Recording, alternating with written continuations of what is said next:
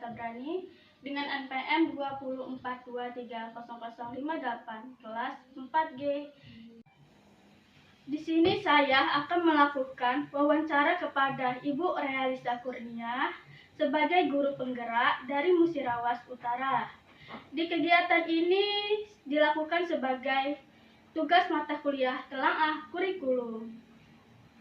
Selamat pagi, Ibu. Maaf mengganggu waktunya. Pagi, Mbak Auren ya? Ya. Di sini Ibu siap untuk diwawancara? Siap. Baiklah. Mulai langsung aja ya. Ya, boleh. Baiklah. Pertanyaan yang pertama, apakah Ibu memahami tentang kurikulum Merdeka dan perubahan kurikulum nasional akan datang?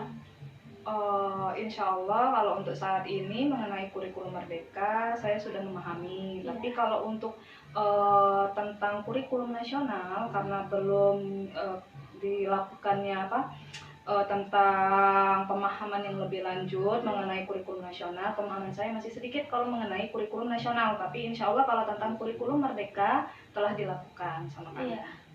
Terima kasih, Bu. Pertanyaan yang kedua, bagaimana pandangan Ibu tentang kurikulum Merdeka dan perubahan kurikulum nasional yang akan datang? Baiklah, kalau kurikulum Merdeka itu kan yang saya ketahui bahwa kurikulum Merdeka itu mengedepankan untuk meningkatkan kemampuannya pada anak didik kita di sekolah ya, Bu Auren ya. Saya manggilnya Ibu apa Mbak Bu nih? Auren. Mbak Auren. Ya. Ya. Jadi kurikulum Merdeka itu anak didik dijadikan sebagai fokus pertamanya Mbak di sekolah. Jadi bukan hanya sebagai guru memberikan materi pembelajaran, guru memberikan materi di sekolah, tetapi setelah itu anak dibiarkan saja. Tapi tidak. Jadi di dalam kurikulum Merdeka anak-anak diberikan kuasa mengenai apa yang ingin mereka lakukan, apa yang ingin dijadikan tujuan, lalu guru hanya sebagai motivasinya. Seperti itu yang saya ketahui dalam kurikulum Merdeka.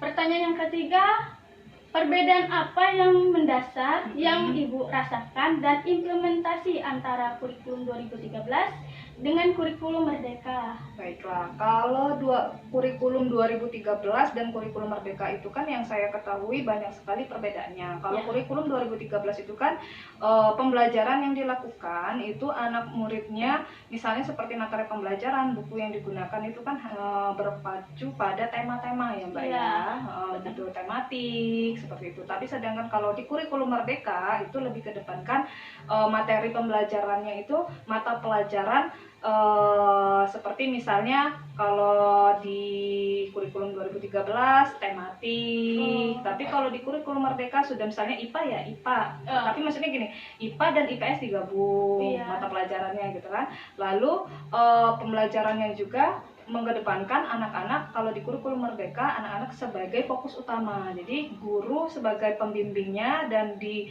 anak-anak sebagai pusat utama yang harus yang harus berani mengungkapkan apa yang ingin mereka pelajari, seperti itu. Terima kasih ya Bu ya.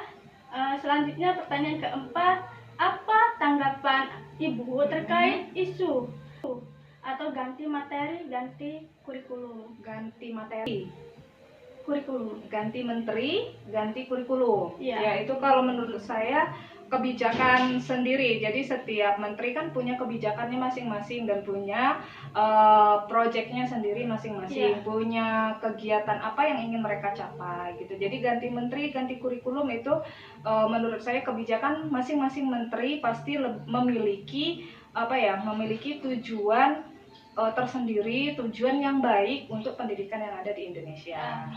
Seperti itu Mbak? Iya. Benar ya Mbak ya? Ya benar. Bukan benar ya. Terus? Pertanyaan kelima, apakah sekolah Ibu telah menerapkan kurikulum Merdeka secara ideal? Kalau di sekolahan saya saat ini kan saya mengajar di SDN Transpangkalan Kabupaten Musirawas Utara. Iya. SDN Transpangkalan itu kan masih merupakan salah satu sekolah yang berada di daerah terpencil gitu ya Bu ya. Tapi sekolahan kami alhamdulillah sudah melakukan kurikulum merdeka, dan setiap gurunya itu kalau dulu kemarin itu sebelum melakukan kurikulum merdeka kami melakukan pelatihan dulu, belajar bisa melalui PMM, platform Merdeka Mengajar. Jadi guru pun harus sebelum menerapkan kurikulum merdeka sudah melakukan pelatihan atau belajar mengenai kurikulum merdeka. Jadi sehingga kurikulum merdeka itu bisa diadaptasi, bisa diterapkan dan disesuaikan dengan kebutuhan yang ada di sekolah dan disesuaikan dengan kebutuhan yang ada pada murid kami di SDN Transpangkalan. Karena di SDN Transpangkalan itu kan muridnya hanya 33 Bu, dari kelas 1 sampai kelas 6, muridnya sedikit gitu kan. Jadi kurikulum merdekanya disesuaikan dan diterapkan disesuaikan dengan kebutuhan siswa yang ada di sekolah. Seperti itu. Oh ya, kasih ya Bu ya. Selanjutnya pertanyaan ke-6. Tema apa yang paling sering dipilih dalam implementasi P5 pada kurikulum merdeka? Coba Ibu jelaskan. Oke, kalau P5 yang sering dilakukan di sekolahan kami itu, P5 ini kan proyek penguatan profil pelajar Pancasila. Nah, jadi kalau di SD itu anak-anaknya yang sering kami lakukan yaitu dengan tema gaya hidup berkelanjutan. Gaya hidup berkelanjutan itu misalnya seperti ini Mbak, anak-anaknya kami minta untuk melakukan pemanfaatan benda-benda bekas di sekolah. Biasanya kalau untuk anak kelas 1, 2, dan 3 itu membuat botol aqua bekas, tahu kan ya Mbak ya, botol aqua bekas itu diisi batu-batu. Nah, untuk dijadikan hiasan di kelasnya mereka masing-masing. Tapi untuk kelas bawah. Kalau untuk kelas atas gaya hidup berkelanjutannya lebih tingkatannya lebih agak sulit dibandingkan dengan anak di kelas bawah. Biasanya kalau di kelas 4, 5, dan 6 itu anak-anaknya itu membuat barang-barang dari sisa plastik, misalnya seperti plastik soklin, bungkus soklin. Nah, itu biasanya dibikin sama mereka seperti tas, tikar dari plastik harusnya ada contohnya ya, tapi karena ini di rumah, kalau di sekolahan bisa dilihat ada hasilnya Mbak memang. Jadi setiap hasil P5 gaya hidup berkelanjutan yang dilakukan oleh anak-anak itu, produk-produknya akan ditampilkan di kelasnya masing-masing. Gitu. Makasih penjelasannya Ibu Rea. Untuk selanjutnya pertanyaan yang ke-7. Apakah Anda pernah mengikuti pelatihan kurikulum merdeka? Pernah. Coba Ibu jelaskan. Ya, kalau pelatihan kurikulum merdeka tentu saja pernah, terutama misalnya kalau secara offline itu ada di Kabupaten Musirawas Utara. Waktu itu saya pernah mengikuti pelatihan kurikulum merdeka di Rupin. Lalu pernah juga pelatihan kurikulum merdeka secara online. Lalu pernah juga belajar mandiri belajar mandiri melalui PMM, platform Merdeka Mengajar, itu mengenai kurikulum merdeka sendiri. Jadi sebenarnya kalau untuk belajar mengenai kurikulum merdeka kita bisa tahu dari mana saja gitu, terutama apalagi sudah difasilitasikan sama pemerintah dengan menggunakan aplikasi PMM. Jadi di situ di aplikasi PMM itu materi seluruhnya kita bisa belajar secara online atau secara mandiri mengenai kurikulum merdeka gitu. Oke. Terima kasih penjelasannya ya Ibu Rea. Untuk pertanyaan selanjutnya, proyek apa saja yang pernah dilakukan? Proyek apa yang Ibu pernah lakukan? Di sekolah, untuk di sekolah Kalau proyek karena saya mengajarnya di kelas 6, jadi kelas 6 itu untuk anak kelas 6 kami itu di SDN Transpangkalan kan muridnya hanya 5. Semuanya anak laki-laki. Kelima anak-anak ini biasanya di kelas saya sering membuat media pembelajaran Bu. Nah, jadi media pembelajarannya ini misalnya saya bikin untuk pelajaran matematika. Saya pernah bikin seperti mereka berlomba gitu. Nanti bisa di videonya Ibu kasih selingan bahwa ini proyek yang pernah saya lakukan di kelas saya. Jadi bisa nanti ada buktinya gitu kan.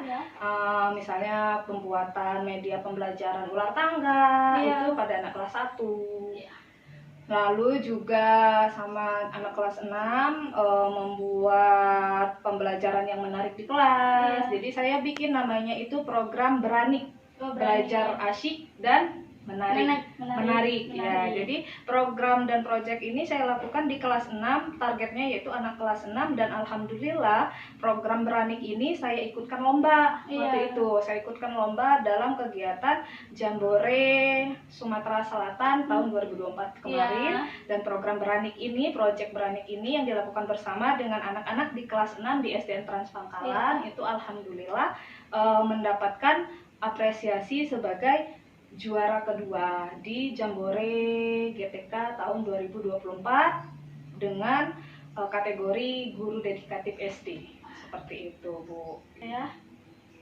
Terima kasih, Bu. Selanjutnya terkait dengan profil pelajar Pancasila, profil yang mana yang intens diimplementasikan dalam pembelajaran. Bagaimana? Ulangin, Mbak. Terkait dengan profil pelajar Pancasila, profil yang mana yang intens diimplementasikan dalam pembelajaran. Kalau dalam profil pelajar Pancasila yang sering kami lakukan itu biasanya itu mandiri dan kreatif. Jadi anak-anak diajak untuk berpikir mandiri dan kreatif serta religius yang ada di sekolahan lebih ditingkatkan hal-hal yang seperti itu. Misalnya kalau religiusnya anak-anak itu ketika bertemu dengan guru bersapa salam, mengucapkan salam, salim di sekolahan, seperti itu. Lalu kalau untuk mandiri dan kreatif ya misalnya tadi kita bikin sebuah proyek, sebuah kegiatan dengan menyediakan media-media yang anak itu yang melibatkan anak secara aktif untuk belajar bersama-sama, dan gurunya hanya bersifat sebagai fasilitator, tapi anak-anaklah yang menentukan ingin seperti apa yang mereka lakukan di dalam kelas. Seperti itu, Bu. Iya, kasih. Sama-sama. Pertanyaan selanjutnya, Bu, apakah harapan Ibu dengan melaksanakan kurikulum Merdeka? Harapannya tentu saja anak-anak bisa lebih aktif, lebih berani lagi dalam mengungkapkan pendapatnya, dan lebih berani lagi dalam mengapresiasi dirinya mereka, dan lebih berani lagi untuk mengambil keputusan sesuai dengan yang ingin mereka lakukan, dan mampu bekerja sama dengan teman-temannya yang lain gitu.